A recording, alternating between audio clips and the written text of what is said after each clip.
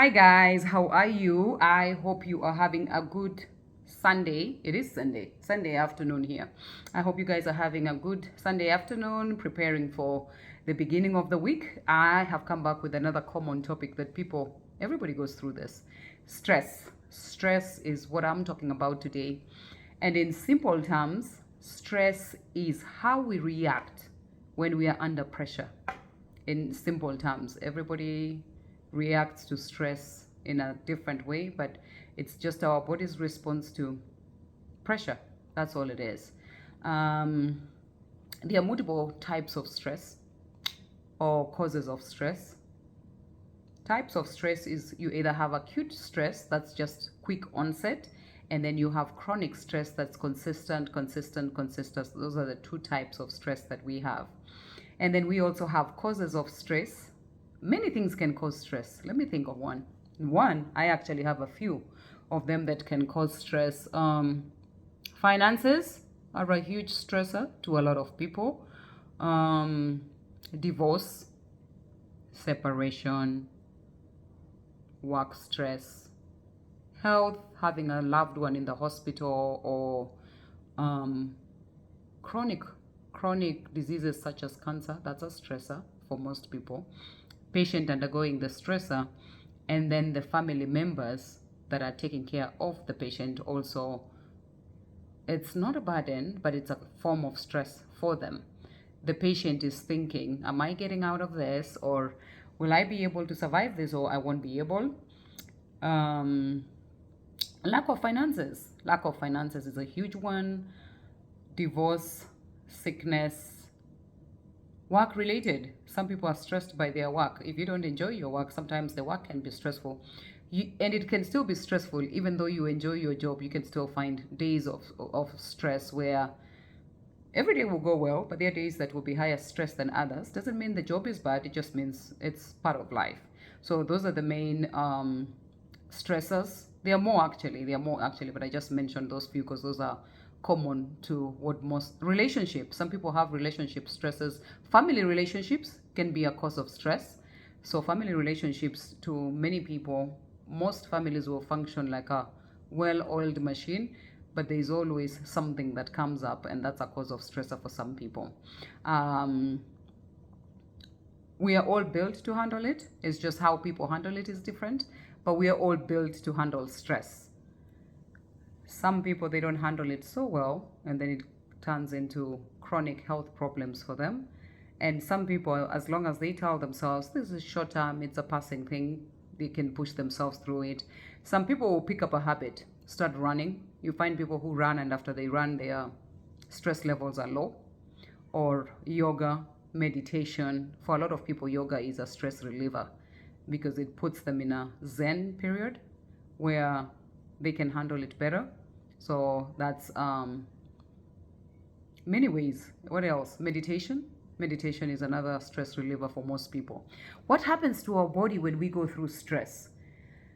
Depending on how you can handle it, you have physical symptoms that happen when you do have stress. Aches and pains, headaches, dizziness, muscle tension.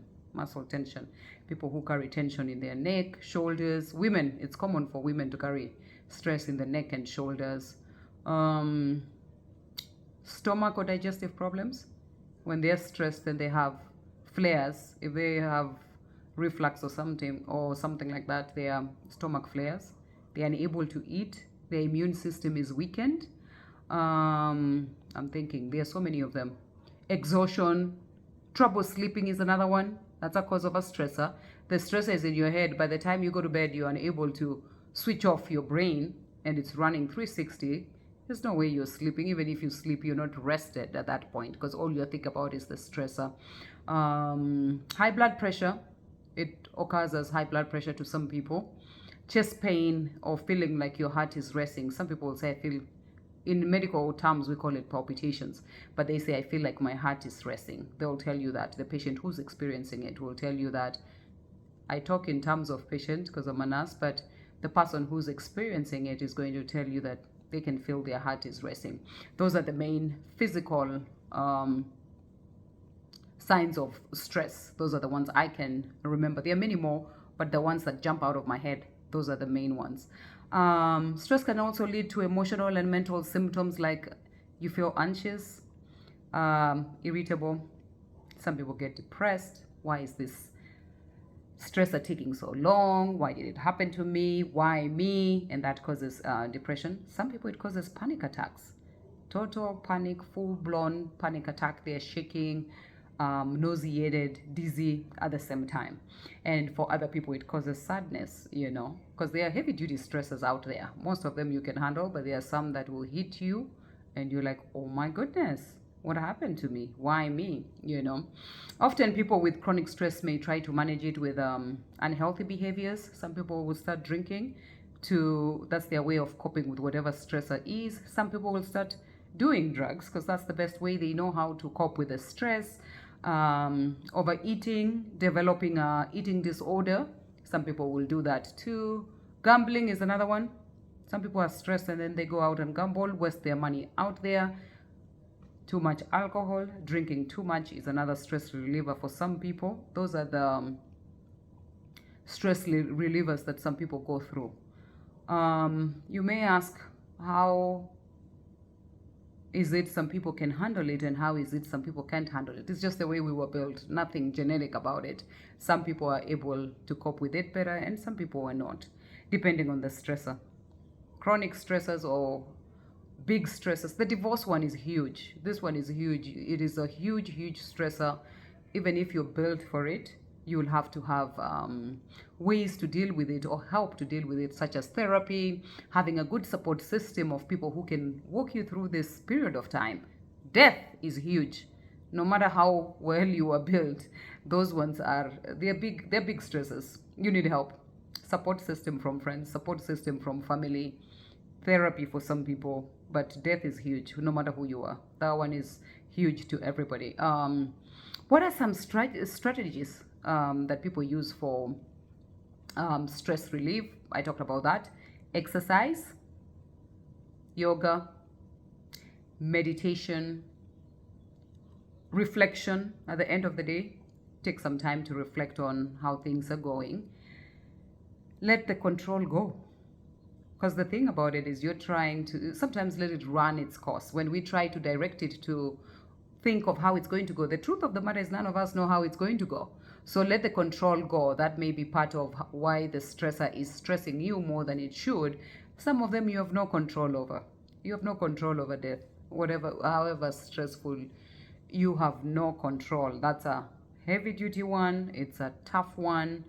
Let the control go. Something else will carry you through it. Be it prayers, be it therapy, support system, talking to a therapist. Consider talking to a therapist. Those also come through for you, not necessarily just for death, but for other life stresses. They walk you through it, and this is a person listening to you, non-judgmental, professional, and does not make decisions on your behalf. They may tell you what they think or what you want to do, but they don't direct you in a certain. They listen and then help you through whatever it is you're going through at the time. What are some ways to prevent stress? This is for everybody. Relaxation activities, walking outside. I repeat, walking outside, because I feel like there's something about fresh air. It helps a lot. Getting enough sleep, number one, all-time favorite. I keep saying this. Eating right at the time. It is hard when you're stressed. Most of people go opposite side, eat whatever they think they can eat at the time. Guided meditation. They have a lot of guided meditation apps. Tai Chi, breathing, which is underrated. Deep breaths is highly underrated, but that can help you through this time. So that's a good one that you can do.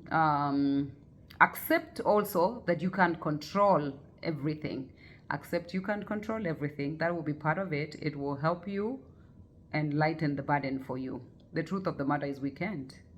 Most things are out of our control. You can only handle what you can on that day. You can't handle the future. Most things you worry about don't come to pass. So Let the control go. Stay connected with people. People will carry you through a lot of stuff. You could have some heavy duty friendships around you. Friendships, family, doesn't have to be friendships. You have tight-knit families, amazing friends that will carry you through life. That makes the burden or the stressor less than you can think, you know. So that is one of the things. Multiple things I've mentioned. You have the meditation, Tai Chi, deep breathing. Deep breathing is easy. Do it in the car, traffic light, deep breaths. That will help you. Family relationships, amazing friendships. Keeping a good social circle will help you through that. How long does it last?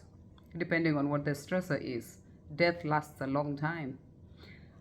By the time somebody is able to talk about a death, usually at about 5 years, by the time they are comfortable talking about it is about 10 years. So depending, different people, granted there are people who will talk, you know, be comfortable talking about it sooner, but the truth of the matter is it ranges anywhere from 5 to 10 years. Then somebody is able to talk about it. So there is short-term stress, so that may take a shorter time, and then you do have long-term stress depending on what the changes are to your life. If it is a heavy-duty diagnosis that you have just been given, let's say, oh, you have cancer, that will take some time for it to sink in for you to collect yourself back up and think, okay, I have cancer. What do I do going forward? Cancer is scary no matter who you are. You've been served divorce papers. You had no idea this was coming. Even if you had an idea this was coming, it is still a stressor. They say divorce is like a death because you did share some time with this person. 10 years, 5 years, no matter what it was. You shared the time, and now this time is coming to an end. That's a death.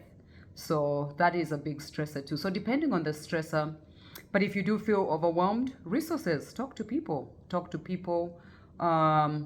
If you're talking to people or your support system is not helping, you can also talk to your primary care doctor. There's medications that can help you temporarily until you're done. Like a death, I see people get on medications, helps them through the period of time, and then once they feel good, and you can tell that you're able to feel good, and I can get off this medication and I'll be okay, as compared to when the stressor happened that you were just overwhelmed and you couldn't do it. So talk to your primary care. They can help you through this. If you don't have the family support, you don't have the good friendship, they can help you through this.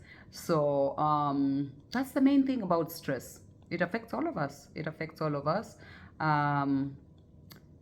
Get a friend who's a good listener, help you through it, calm yourself, and know that's not permanent. Nothing is permanent. They all come, they all go.